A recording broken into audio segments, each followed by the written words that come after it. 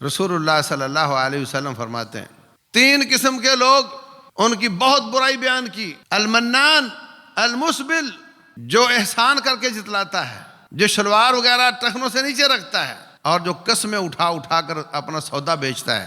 تو یہ احسان جتلانا، لا تبطلوا صدقاتکم بالمن والاذى، کسی پر صدقہ کر کے اپنے صدقے کو احسان جتلا کر اور تکلیف دے کر ضائع نہ کرو۔ احسان جتلاؤ گے کہ میں نے تجھے فلاں موقع پر یہ دیا وہ دیا، صدقہ تمہارا ضائع ہو جائے گا، ہدیہ تمہارا ضائع ہو جائے گا۔ اور احسان جتلانا یہ رب کی صفت ہے، اللہ منان ہے، رب ذوالجلال منان ہے، وہ احسان جتلا سکتا ہے۔ تمام احسانات اس کے ہیں تجھ پر، تو احسان نہیں جتلا سکتا، اس لیے کہ تو اللہ کے دیے ہوئے کو دیتا ہے، تیرا اپنا کچھ نہیں ہے، تیری اپنی جان اپنی نہیں، اپنا جسم اپنا نہیں، اپنا مال اپنا نہیں۔ انفقوا مما رزقناکم، جو ہم نے دیا اس سے خرچ کرتے ہو۔